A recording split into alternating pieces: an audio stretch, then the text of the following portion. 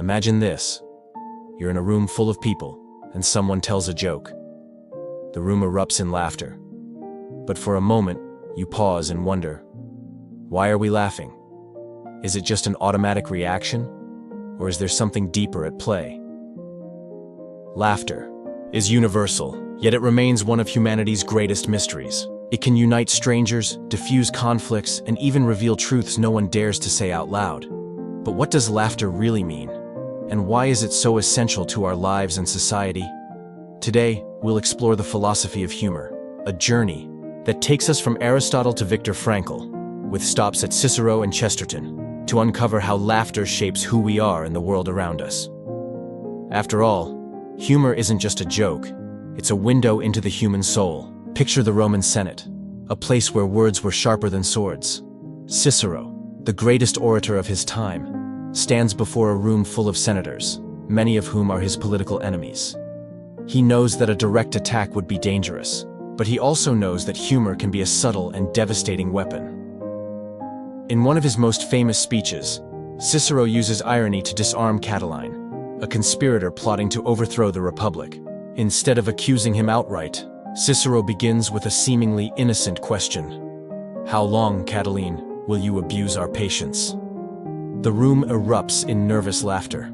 Cicero continues, alternating between sarcasm and humor, exposing his opponent's contradictions and weaknesses. He turns laughter into a tool of persuasion, winning allies and demoralizing his adversaries. Cicero understood that humor wasn't just a way to entertain, it was a powerful strategy to influence and connect. By making others laugh, he could win hearts and minds, even in the midst of the fiercest political battles. Now, let's leap forward to the 20th century, to a much darker setting. Viktor Frankl, a prisoner in a Nazi concentration camp, is surrounded by unimaginable suffering. In his book, Man's Search for Meaning, he describes humor as one of the soul's mechanisms that helped prisoners maintain their humanity, dignity, and sanity amidst absolute horror.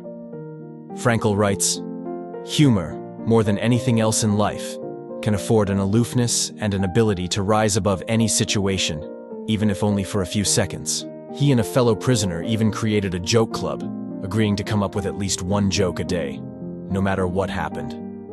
This wasn't naivety or escapism. It was an assertion of inner freedom. Laughter was a way to show the system that, while it could control their bodies, it could never control their spirit. And what about Aristotle, who saw humor as a form of catharsis?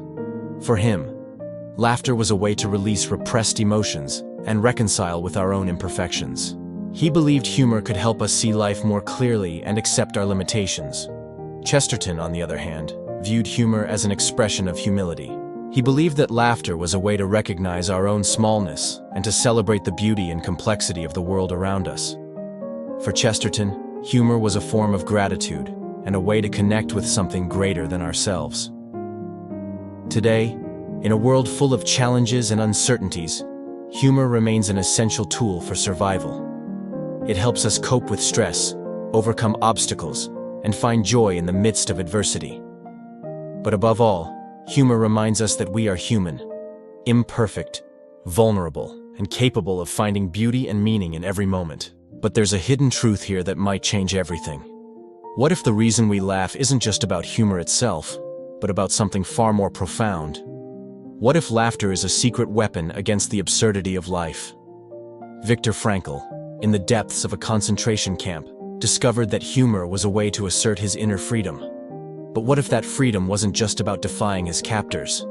What if it was about defying the very meaninglessness of his situation? As G.K. Chesterton once said, "Angels can fly because they take themselves lightly." What if laughter is our way of taking ourselves lightly, of refusing to be weighed down by the burdens of existence? Think about it. Life is full of contradictions, uncertainties, and absurdities. We strive for meaning in a world that often seems meaningless. We search for truth in a world full of lies. We yearn for connection in a world that often feels isolating. Laughter doesn't solve these problems, but it does something even more powerful. It allows us to transcend them. It gives us a moment of respite, a chance to step outside the chaos and see the world from a different perspective.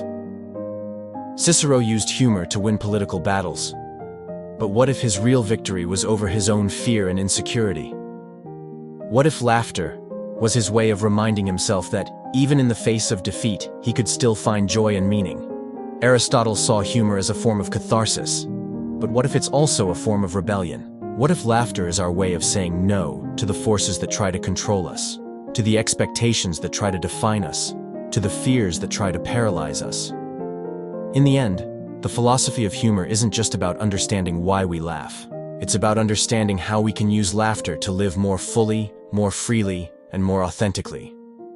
It's about recognizing that, even in the darkest of times, we have the power to choose joy, to find meaning, and to connect with others through the simple act of laughter. So, how can you apply the philosophy of humor to your own life?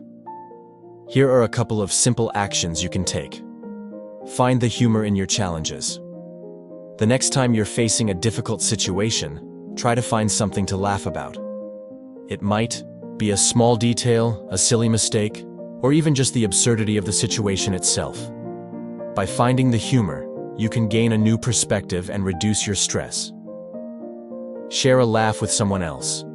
Reach out to a friend, family member, or even a stranger and share a joke, a funny story, or a silly meme. Laughter is contagious, and by sharing it with others, you can strengthen your connections and spread joy. Remember, humor isn't just about telling jokes. It's about finding joy, meaning, and connection in the midst of life's challenges. It's about choosing to see the world with a sense of lightness and humility. As Viktor Frankl showed us, even in the darkest of times, humor can be a source of strength and resilience. As Cicero demonstrated, humor can be a powerful tool for persuasion and connection. As Aristotle believed, humor can be a form of catharsis and self-acceptance. And as Chesterton understood, humor can be an expression of gratitude and wonder. So, go out there and embrace the philosophy of humor. Find the laughter in your life, share it with others, and let it guide you towards a more joyful, meaningful, and authentic existence.